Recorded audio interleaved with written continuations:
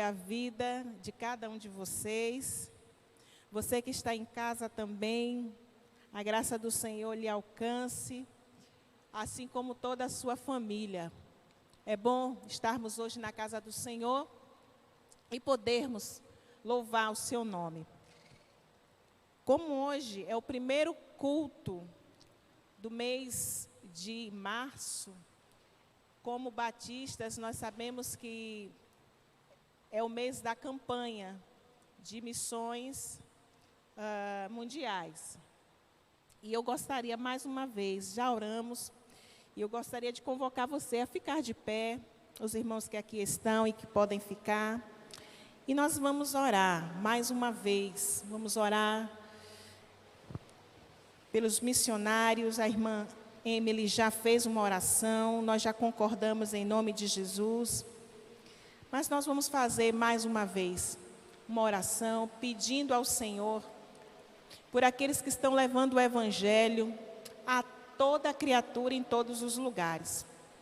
Eu queria agora unir a minha fé com um dos irmãos para orar. Nosso Deus e nosso Pai, nós te louvamos e te agradecemos, Senhor, por mais um dia que passamos em Tua presença. E queremos pedir que neste momento o Senhor também venha e perdoe os nossos pecados, pensamentos que tivemos durante o dia e que não foram agradáveis ao Senhor, palavras que proferimos e que também não exaltou o nome do Senhor. Enfim, Senhor, qualquer que tenha sido uma atitude nossa e que não tenha agradado a Tua santidade, que não tenha, ó Deus, glorificado o Teu nome, nós queremos pedir nesta hora, Senhor, que o Senhor nos perdoe em nome de Jesus, mas também nos purifique de toda injustiça. Pedimos nesta noite, Senhor, que o Teu amor seja derramado entre todos os povos, quebrando todas as diferenças e fazendo com que povos nos demais locais da terra, em todos os continentes, cresçam no conhecimento da palavra de Deus.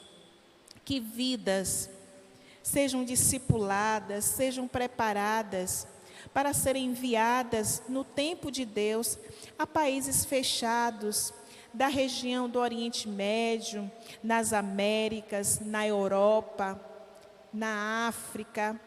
Ó Deus, não importa onde, mas que vidas sejam, ó Deus, levantadas nesta noite, para que possam ser preparadas para serem enviadas no tempo do Senhor. Deus, nós queremos ainda pedir pelos missionários que trabalham com refugiados em todo o mundo, refugiados na Colômbia, refugiados nas Américas. Deus, não importa onde eles estejam agora, ou na Europa, como hoje nós temos visto muitos ucranianos se refugiando na Polônia e em outros países, que o Senhor esteja, Deus, dando estratégia a esses missionários, para que possam acolhê-los e que eles, naquele momento de crise, venham entrar em contato com a palavra de Deus e que venham ter os seus corações, ó Deus, consolados por esta palavra. Deus, em nome de Jesus, nós queremos pedir, Senhor, que a obra missionária ela venha crescer no Brasil e no mundo, principalmente, Senhor, naqueles locais onde, ó Deus, a obra tem sido indiretamente ameaçada por causa de decretos, por causa de atos de violência. Deus, nós queremos pedir que nestes lugares o amor do Senhor, a graça do Senhor os proteja, cada um dos missionários, a Tua igreja que ali está. Deus, desafia os nossos corações como igreja, não somente para enviar, mas para sustentar também, Senhor, sustentar novos obreiros que estão, ó Deus, em aguardo, que estão aguardando, ó Pai, uma oportunidade para ir ao campo missionário. Deus, desperta vocações, desperta vocacionados para o ministério pastoral, para o ministério missionário. Deus, nós queremos pedir que o Senhor levante em nome de Jesus líderes nas nações, para dar continuidade ao trabalho missionário daqueles missionários que são enviados. Que haja uma liderança forte, uma liderança eficaz, uma liderança, Senhor, que possa estar fortalecida no Senhor e na força do seu poder. Ó Deus, visita todos aqueles missionários espalhados no Brasil e no mundo, para que eles, Senhor, na graça e no poder do Senhor, venha compartilhar a compaixão.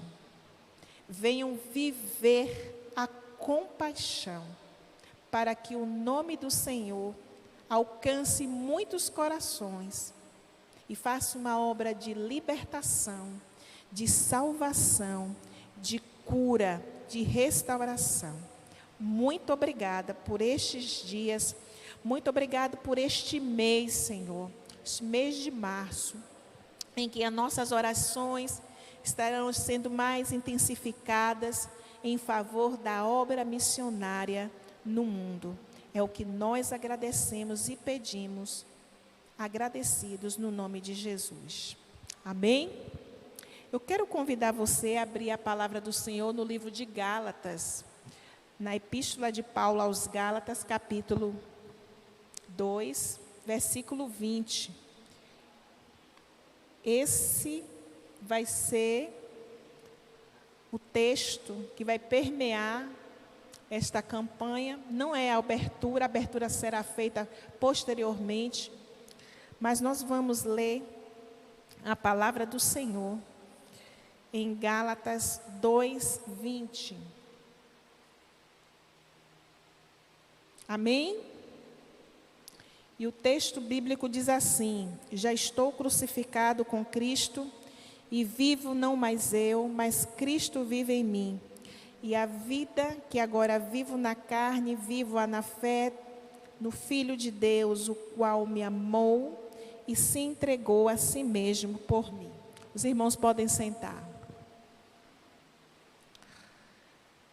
Esse é um texto que Paulo escreve aos Gálatas e que demonstra a condição dele, a condição de ser uma nova criação em Deus. O fato dele ser uma nova criação em Deus fazia com que ele já fosse crucificado. Ele estava morto para ele. Ele já se sentia morto para o mundo e vivo para Deus. E nessas palavras, é como ele dissesse: eu não vivo mais, e sim Cristo é que vive em mim. Meu ego não ocupa o primeiro lugar na minha vida. Eu agora é que vivo a vida de Jesus em mim. E a vida de Jesus nele, logo, nós vamos ver uma vida de compaixão, uma vida em que olhava para as pessoas e sentia compaixão. E o que quer dizer compaixão, irmãos? É sentir pena, dó? De jeito nenhum. Se você for fazer alguns estudos sobre quais tipos de compaixão existem, no mínimo são 4, mas eu quero trazer aqui 2, num conceito assim bem simples. A compaixão, ela pode ser empática. E como é essa compaixão? É aquela compaixão focada no que você sente, né? No que você sente e entende quando vê alguém no sofrimento. É o que a gente chama de empatia. Você se compadece de alguém que está sofrendo, você até se solidariza com ela no sofrimento que ela tem, somente. É uma empatia. Mas a compaixão de ação já é uma compaixão diferente. Consiste naquela compaixão que vem acompanhada de uma ação. Você não somente sofre com aquela pessoa, sente o pesar do sofrimento dela, da angústia dela, do sofrimento dela, mas você vai fazer algo, você vai ser movido a fazer algo em prol desta pessoa que precisa. E é esta compaixão que envolve a ação, é que nós precisamos, como crentes, como cristãos, desenvolver no nosso dia a dia.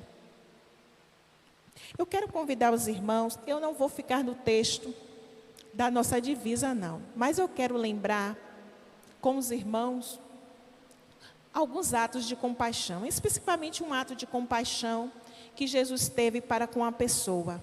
E ele é o nosso modelo de compaixão. Quero que os irmãos abram no Evangelho de Marcos, capítulo 1, a partir do versículo 40. Marcos, o Evangelho de Marcos, capítulo 1, a partir do versículo 40.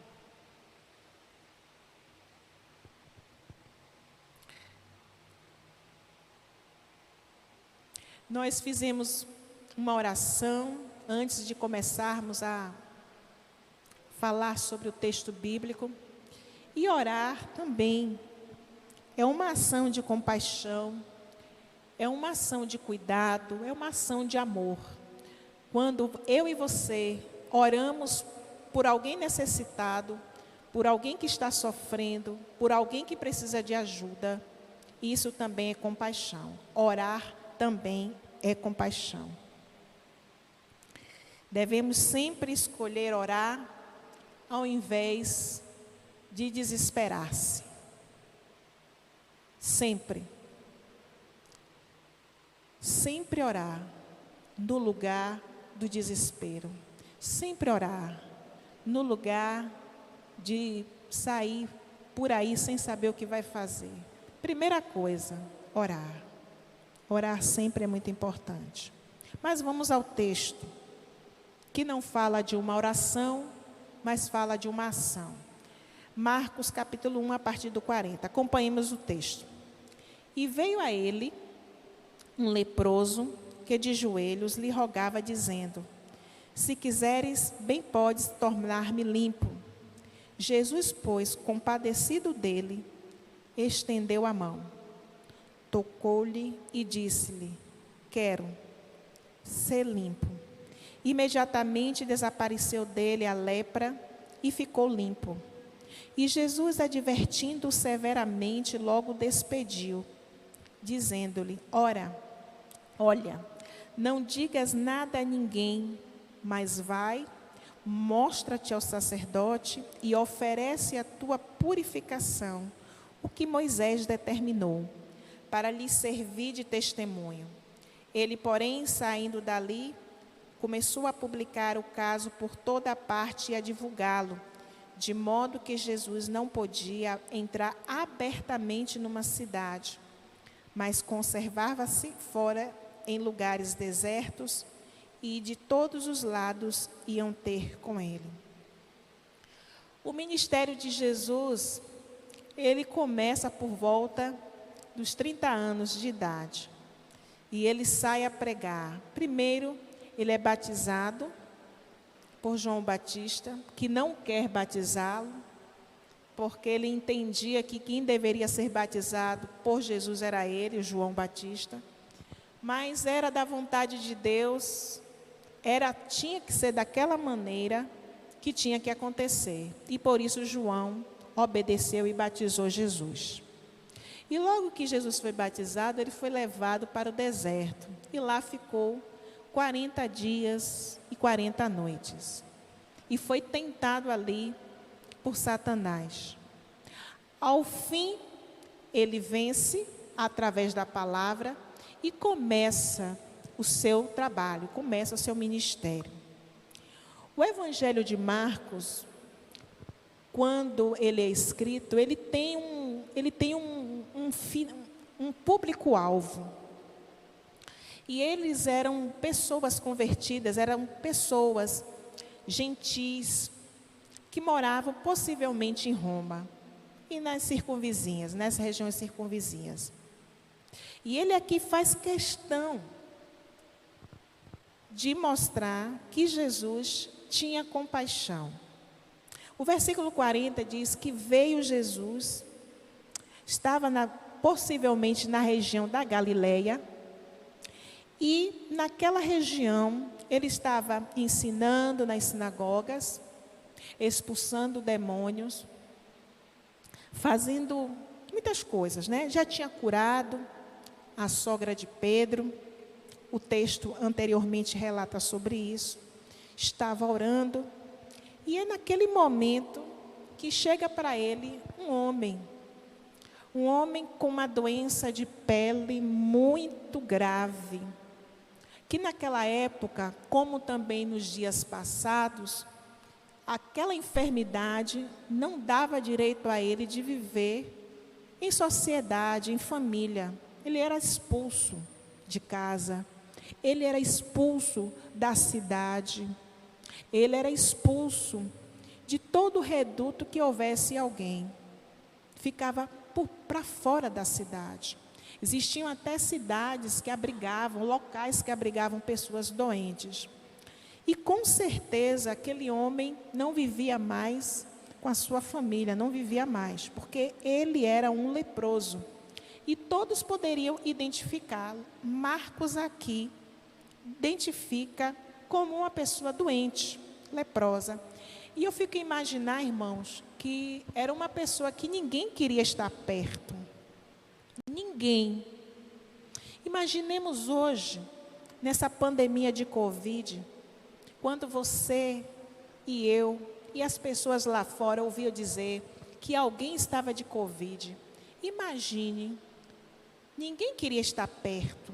Todos queriam ter distância, com medo, principalmente no início da pandemia, de se contaminar, porque não existia medicação, não existia vacina, não existia nada. E havia um medo que permeava todo mundo, logo no início da pandemia, não foi assim? Hoje, parece que isso não tem sido tão temeroso quanto há 2 anos atrás. Mas ninguém queria ficar perto. Assim também foi a tuberculose, num dado momento da história. Quando alguém ficava tuberculoso, ninguém queria ficar por perto, porque até se descobrir a penicilina, até se descobrir o medicamento, era uma doença que para ser tratada era difícil. E aquele homem, com certeza, ele tinha sido colocado de lado. Não poderia conviver, se tivesse filho, se tivesse esposa, não poderia estar no convívio deles. Imagine um homem totalmente isolado, afastado da sua família, dos seus amigos, por causa de uma enfermidade. Ninguém queria por perto, com medo de contaminar-se. E não era somente adoecimento, havia também entre os judeus a questão de estar imundo, de estar impuro, que denotava entre eles que aquela pessoa estava impura, também denotava pecado, na concepção judaica, né? Mas aquele homem, quando vê Jesus, ele vê nele a solução para o seu problema.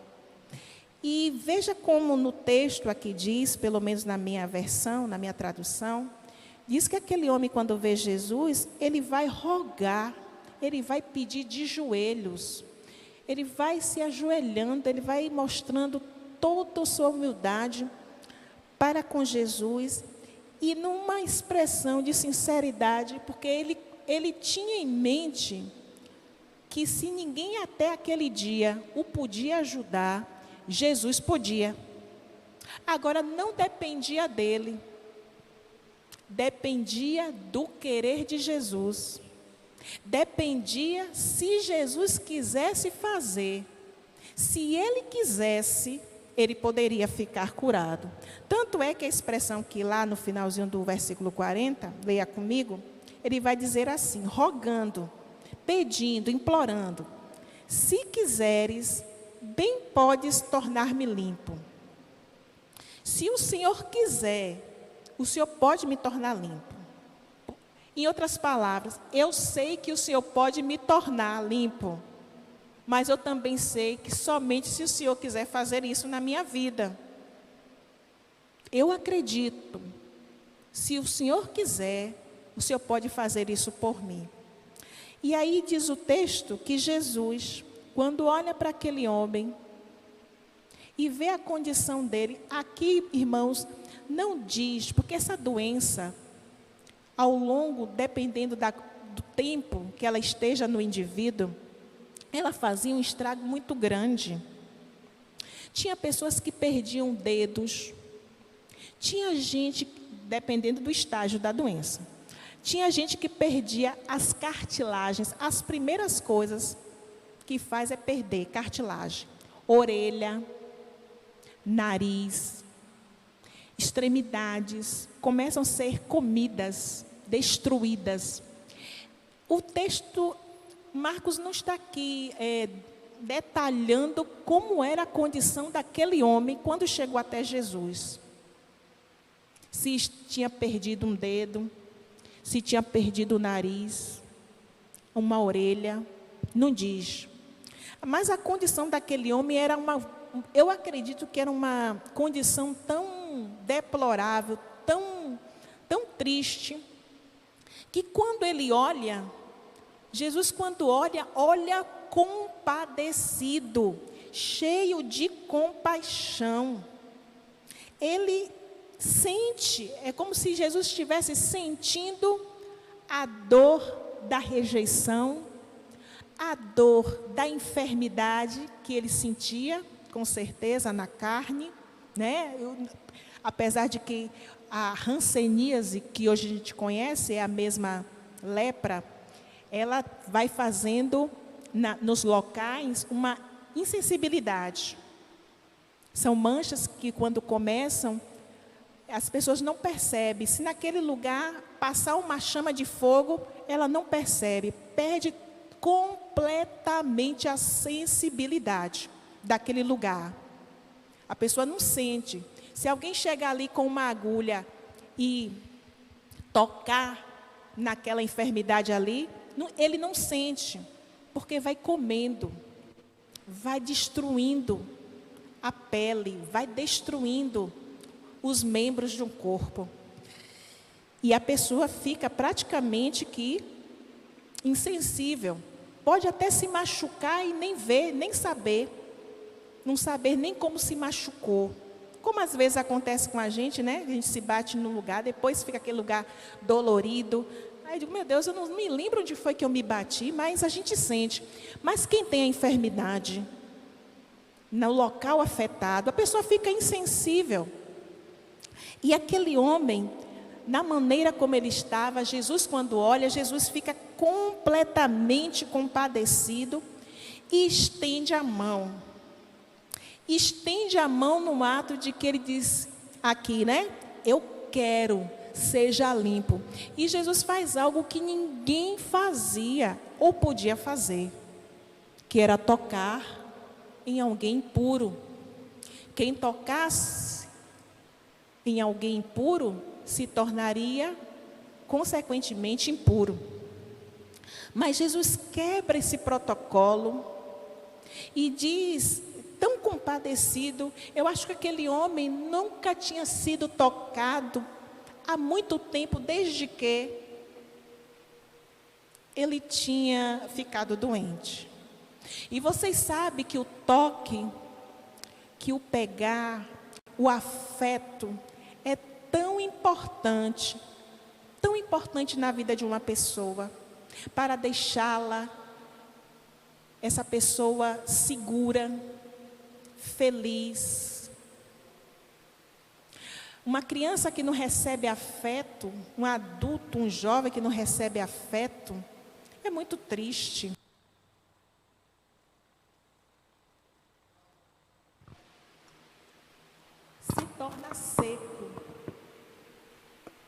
torna uma pessoa completamente insensível.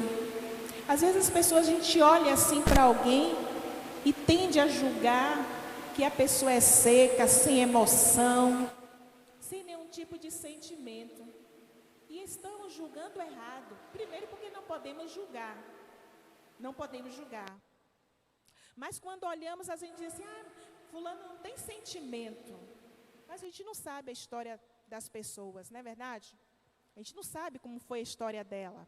Se recebeu afeto, se foi uma gestação que foi bem aceita, bem acolhida, ou se foi rejeitada lá no ventre. A mãe talvez, ninguém sabe se tomou algum tipo de substância para abortar. A gente não sabe a história das pessoas. E às vezes elas nascem e a gente julga elas secas, sem sentimentos. E às vezes é porque também não recebeu o afeto e o amor que deveria receber. E eu imagino que aquele toque de Jesus nele também era um momento de cura. Porque a outro Jesus não tocou. Mas talvez aquele homem, ele precisasse de alguém tocando nele, de um abraço, de alguém que talvez por anos, não diz o texto, o texto não diz, ele não tem essa proposta de trazer o que aquele homem passou durante todos esses anos doente. Mas eu acredito que Jesus, quando toca aquele homem e diz, eu quero, seja limpo, é porque naquele toque de Jesus haveria também de acontecer uma cura nas emoções daquele homem. Como é bom, irmãos, quando a gente está passando por um problema, alguém vem e nos dá um abraço. Às vezes não nos diz nada, não fala nada, somente olha para a gente e vem e nos abraça. E isso muitas vezes diz muito mais do que chegar e falar 1000 palavras. E aí Jesus aqui no texto está dizendo que Jesus estende a mão e toca aquele homem leproso e diz para ele, eu quero sim, e você seja limpo. E a cura, diz o versículo 42, não foi assim que eles foram caminhando e foram ficando sarados. Lembra dos 10 leprosos que foram procurar Jesus? Eles vão e se apresentem ao sacerdote. E no caminho, eles estavam sendo curados. E aí, quando eles percebem, um volta logo de imediato. Para dizer o quê? Estou limpo, muito obrigado, para agradecer. Mas aquela cura de Jesus naquele dia com aquele homem foi instantânea. Imediatamente desapareceu dele a lepra e ficou limpo. Foi algo que foi visível, foi instantâneo. E eu fico me lembrando, meus irmãos, que mais do que a lepra, que naquela época era tão temida, mais do que a lepra, que todos não queriam estar perto, porque poderia se contaminar, ficar doente e, consequentemente, impuro, sem poder ir à sinagoga, sem poder ir ao templo, sem poder ir a nenhum desses lugares, porque não poderia, estava afastado, tinha que estar longe do convívio da igreja. Agora, eu penso essa lepra como o pecado que nos afasta de Deus, que nos tira da presença de Deus, o pecado que nos joga para fora da presença de Deus, que as pessoas aí fora, às vezes temem muito mais o Covid, ou qualquer outra doença mortal, do que o próprio pecado, que silencioso vai tomando a vida das pessoas, que silenciosamente vai crescendo, vai se instalando na vida das pessoas, e elas não percebem o perigo que estão correndo, porque o pecado leva para a separação eterna de Deus. Ninguém pensa no pecado como algo que vai afastá-los de Deus para toda uma eternidade. Se ele não reconhecer que é pecador, se ele não confessar seus pecados, se arrepender, largar, deixar e querer Jesus, ou ir para Jesus. E tem muita gente se enganando. Tanto medo de morrer de Covid ou de qualquer uma outra doença, de câncer, tem medo de morrer de tantas outras enfermidades, mas não tem medo do pecado que pode levar a gente para uma morte sem Deus, uma morte que vai nos excluir da presença de Deus eternamente. E o pecado vai comendo a vida das pessoas, devagarinho, como a lepra. A lepra ainda é visível, mas o pecado não se vê, fisicamente fazendo um estrago no corpo. Muitas vezes o pecado faz, sim, a gente sabe, né? Quem se envolve com as coisas erradas, sabe que o pecado também destrói o corpo. Mas o corpo por si só, o pior é a alma, o espírito. E aqui a gente, voltando ao texto, a gente vê que Cristo, Jesus toca naquele homem, aquele homem fica limpo. E ele diz, olha, você vai agora, vou lhe advertir, você vai, não diga nada a ninguém, e você vai ao sacerdote, porque fazia parte de todo o cerimonial, de todo o protocolo. Alguém estava puro, alguém estava curado? Qual era o procedimento? Quem era o agente de saúde daquela época? Quem era o médico? Quem era a pessoa que ia dar o aval de que aquela pessoa estava curada, sim ou não? Para retornar ao convívio da sua família, para retornar ao convívio do seu trabalho, para retornar ao convívio dos seus amigos. Quem é que dava naquela época o aval para se voltar a uma vida social? Era o sacerdote.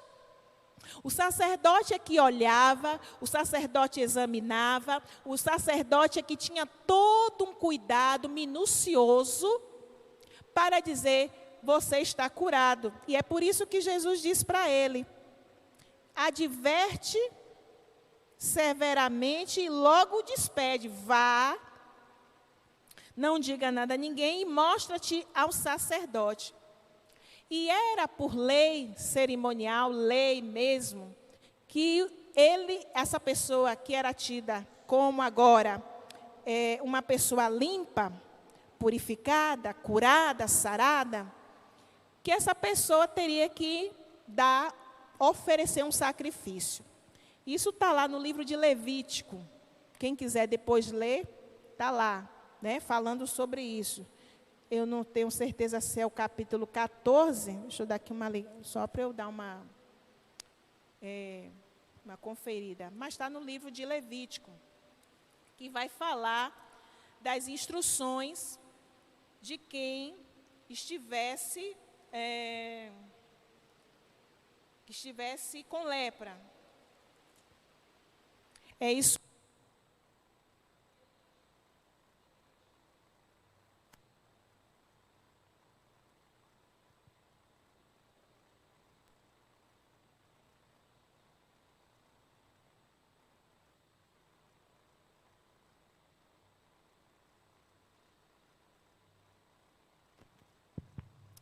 Levítico, capítulo 14, vai falar sobre isso, a limpeza, como era feita a limpeza da praga da lepra. E aqui se vocês forem ler, vocês depois vão ver como era. Como era a limpeza dessa lepra dentro de casa também, a partir do versículo 33. Mas a gente não vai falar sobre isso aqui não, que não é esse o nosso foco. E aquele homem tinha que oferecer, pela purificação dele, um sacrifício. que Moisés já tinha determinado lá atrás na lei. Para quê, irmãos? O versículo do 44, eu não sei como está na sua Bíblia escrita, mas diz assim: para lhe servir de testemunho. Ele precisava chegar até o sacerdote, apresentar-se. O sacerdote ia dizer se verificar se de fato ele estava curado, e a partir de então ele iria ter que oferecer um sacrifício para ser readmitido novamente à sociedade. E para que aquele encontro ali com aquele sacerdote ia servir de testemunho de que alguém autorizado pela sociedade agora, que todos viam como aquela pessoa que poderia fazer novamente. Olha que coisa fantástica agora que está me vindo na minha mente. Jesus é o nosso sumo sacerdote, que nos colocou de volta na presença de Jesus. Que coisa linda, não é? Jesus é o nosso sumo sacerdote. Nós estávamos mortos nos nossos delitos e pecados. Cristo nos vivificou e nos trouxe de volta como sumo sacerdote para a presença de Deus. Olha como Jesus aqui, né? Me veio agora essa analogia na minha mente, de fato é verdade. Como o sacerdote podia pegar um leproso e reintroduzir na sua comunidade, assim também Cristo, como sumo sacerdote perfeito, nos tirou das trevas, nos purificou com o seu sangue, nos resgatou, nos perdoou, nos purificou e colocou de volta na presença do Pai. E agora a gente tem livre acesso à presença de Deus. Só que aquele homem saiu dali, ele estava tão feliz. Eu imagino que é como se você tivesse um diagnóstico em que todos diziam que iria morrer, que haveria fatalidade. E agora aquele homem estava com um relatório de um exame médico nas mãos, dizendo: estou curado, estou são, estou sarado.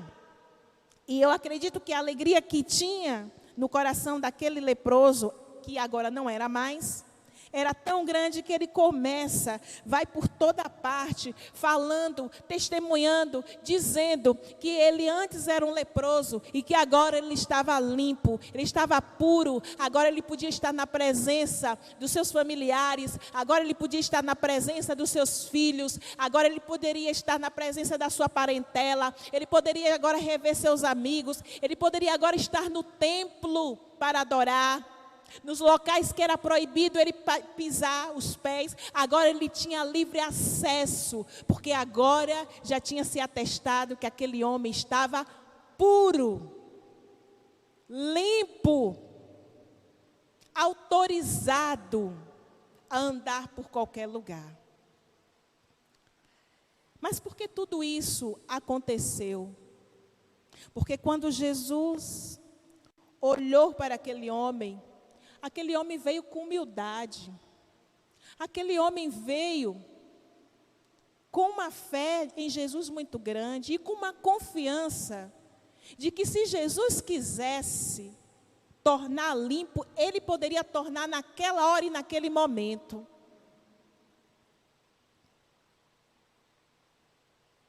Para nós nos achegarmos a Deus, irmãos, precisamos ser humildes. Reconhecer que somos carentes da graça de Deus. Que o pecado que nos condena, Jesus pode nos libertar. Eu fico preocupada às vezes. Eu sei que o trabalhar de Deus em cada vida é diferente. Eu quero que os irmãos bem entendam o que eu vou dizer agora. Deus tem maneiras de trabalhar cada um na vida de cada um. Tem pessoas que vêm para Jesus e são curadas de imediato, se libertam de imediato. Mas tem outras que não. Vai ser um processo na vida daquelas pessoas. Ela vai ter que lutar todos os dias, dizendo não àquilo que quer aprisioná-la. Todo dia o pecado vem e chama, todo dia há uma tentação e vem, e ela tem que resistir, negar a si mesmo, negar o seu eu,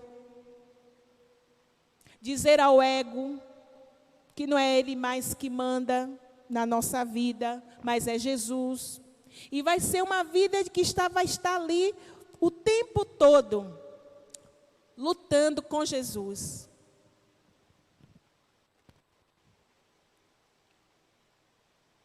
E a gente precisa entender que nessa sua caminhada, minha caminhada com Deus, precisamos ser humildes para reconhecer as nossas fraquezas. Coisas que nós não podemos, com força nossa, não podemos nunca, mas que Cristo, em nós, Ele pode fazer, que é libertar-nos. E aquele homem, como aquele homem, chegou diante de Jesus, reconhecendo sua pequenez, reconhecendo que ele não era nada, reconhecendo que ele precisava de Jesus. Assim somos nós. Todos nós precisamos de Jesus para sermos salvos. Precisamos reconhecer que somos pecadores, mas que agora Jesus na nossa vida vai fazer uma mudança. E essa mudança vai nos levar para um outro caminho. Saímos de um ponto que é o pecado para uma vida de santificação, juntamente com Ele. Diferente de Naamã. Naamã, aquele grande general sírio, cheio de poderio, chega diante do profeta e diz: você me manda mergulhar justamente num rio tão sujo. Lá para minhas bandas tem rios muito mais limpos. Logo no Jordão que você me manda, eu não vou. Olha o orgulho. Como o orgulho e a soberba nos impedem de ver a glória de Deus. Como a falta de reconhecimento nosso, de que somos incapazes de entrar na presença de Deus se não for por Jesus. E aquele homem vira as costas e vai embora. Quem conhece a história de Naamã sabe, vai embora. Só que por insistência de um servo dele: meu Senhor, o Senhor não quer ficar limpo? O que ele dissesse para que o Senhor ficasse curado, o Senhor não iria fazer? O que custa o Senhor? O que custa, o que vai lhe custar entrar dentro daquele rio e fazer como o profeta falou? Muita gente não vai ser salvo, sabe por quê? Porque não se acha pecador. Se acha bom demais. É bom para o pai, é bom para a mãe, é bom para os filhos, é bom para a esposa, é bom filho. E isso é suficiente. Ele não é nenhum tipo de pessoa que tenha uma ficha suja. Não tem nada. Se ele é bom, se ele se acha bom, como vai reconhecer que tem pecados, que às vezes mente, que às vezes fala da vida dos outros, que sai por aí falando coisas que não deve?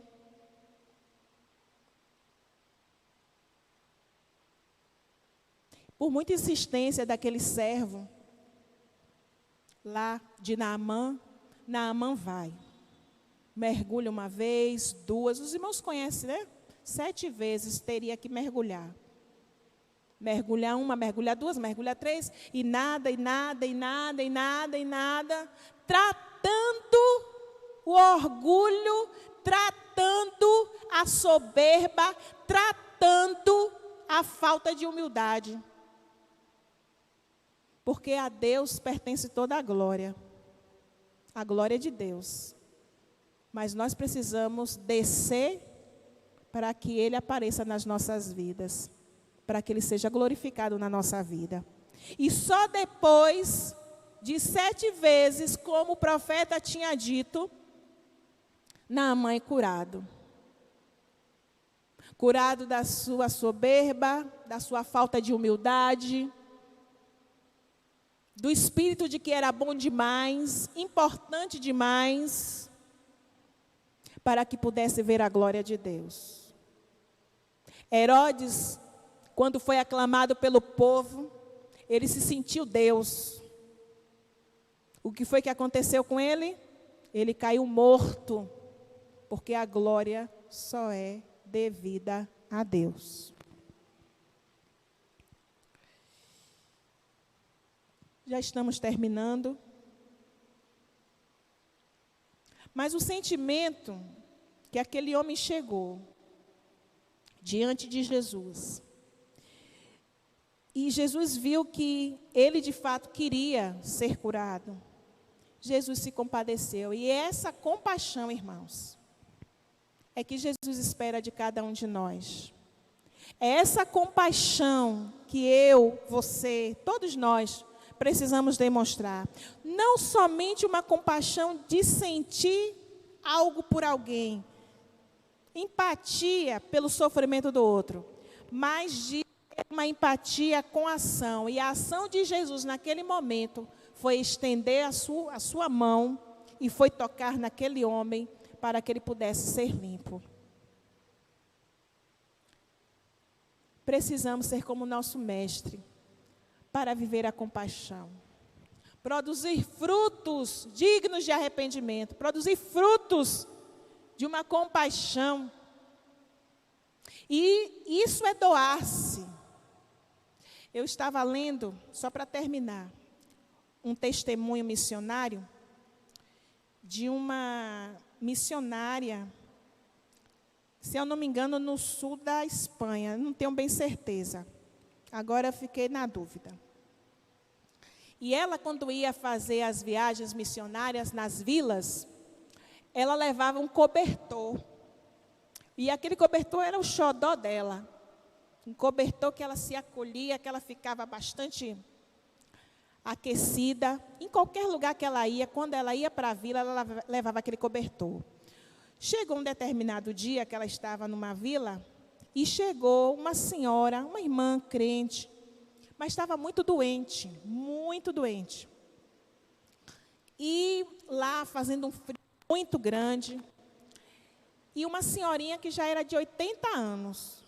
E aí falou, né, que ela tinha chegado ali, foi levar o filho, estava doente e precisava, né, de uma palavra, enfim. E ela foi visitar, foi olhar como é que ela estava. Ela estava num local que só tinha palha de milho, num lugar parecendo um celeiro, um frio. Fizeram uma fogueirinha lá para tentar aquecer, mas o frio era demais. E aí ela, quando viu aquela situação, ela disse: meu Deus, é quando a gente vê alguém com muito frio e só está assim, com aquele lençol bem fininho, né? E ela lembrou do cobertor dela. Ela disse: meu Deus, aquele cobertor para mim, eu vou para tudo que é lugar, qualquer lugar que eu levo, ele é tão macio, me aquece tanto. Mas ela se despojou, ela disse: não, eu vou doar. E pegou, levou, deu para ela, ela ficou tão compadecida, a missionária, que ela doou, né? E aí ela deu para ela, ela se enrolou toda, foi se aquecendo, passou a noite, e ela disse que aquilo trouxe tanta felicidade para ela, que ela nem lembrou como é que ela ia dormir naquela noite, naquele dia, porque estava muito frio. Só que ela disse que estava tão alegre, que ela dormiu, pegou no sono que nem viu. Quando acordou foi de manhã. E já tinha dito, olha, quando ela acordar, dê a ela um chá de folha de laranja para aquecê-la e vai ser muito bom para ela. E quando ela acordou, que foi vê-la, como ela tinha passado, já estava bem melhor. A compaixão faz isso. A compaixão doa. A compaixão estende a mão. E em todos os meses, nós vamos estar exercitando. E não somente de missões. Vamos ouvir muitas pregações, muitas meditações. Mas a gente tem que sair daqui dizendo assim, eu tenho que agir com compaixão, mas uma compaixão não empática, só para me condoer, mas para ajudar. Eu tenho que fazer algo, naquilo que eu posso fazer, eu vou fazer. Eu vou sair daqui hoje resolvida de que, se alguém precisar de ajuda, eu vou ajudar. Eu não somente vou me solidarizar com o sofrimento dela, mas aquilo que tiver ao meu alcance e aquilo que eu puder fazer, eu vou fazer. Assim como o bom samaritano, que quando passou, viu aquele homem lá caído, não passou de largo. Pegou aquele homem, limpou suas chagas, botou remédio, botou sobre o seu animal, levou para um local que ele pudesse ser cuidado. E disse, fica com este homem, cuida dele, quando eu voltar, eu te pago, se esse que eu estou te deixando aí não der. Isso é compaixão. Compaixão é estender a mão. Não adianta nós somente orarmos pelos missionários. Precisamos fazer parte do exército daqueles que também doam, daqueles que ofertam, daqueles que adotam um missionário para orar, para interceder, para sustentar, mesmo com pouco. Nós somos destes. Que o nosso Deus nos dê essa consciência cristã da compaixão, essa consciência que houve em Jesus e que o exemplo dele também seja o nosso. Não viva mais nós, mas que Cristo viva em nós, através de nós. Amém? Quero convidar você a ficar de pé, nós vamos orar, agradecendo ao Senhor pela sua santa palavra e por aquilo que Ele quis ministrar ao nosso coração. Deus, nesta noite, nós te somos gratos, porque fomos alcançados também pela compaixão do Senhor. Nós queremos agradecer, meu Deus, porque podemos também nós sermos pontes usadas pelo Senhor, vidas usadas pelo Senhor, para demonstrar sua compaixão por aqueles que também sofrem. Por isso, ó Deus, que nós saiamos daqui conscientes disso e dispostos a também sermos movidos pela compaixão. Não somente acharmos a situação do próximo difícil e se condoer e se sensibilizar, mas sem que a gente não possa fazer alguma coisa por ele. Por isso, Senhor, nos dá essa consciência, nos dê este encorajamento, que decidamos, saiamos daqui decididos a viver assim, como o Senhor bem quer que vivamos. Abençoa o teu povo que está aqui nesta noite, o povo do Senhor que está em casa agora, no trabalho, voltando do trabalho, não importa, saindo para trabalhar, não importa, Senhor, onde quer que eles estejam agora, que eles sejam também alcançados pela palavra, pela paz, pela proteção do Senhor, por onde quer que eles andem. É o que nós pedimos, que o Senhor também nos leve em paz para os nossos lares. Em nome de Jesus é que nós oramos. Amém. Amém, irmãos? Deus nos abençoe. Com a oração silenciosa, nós estamos despedidos.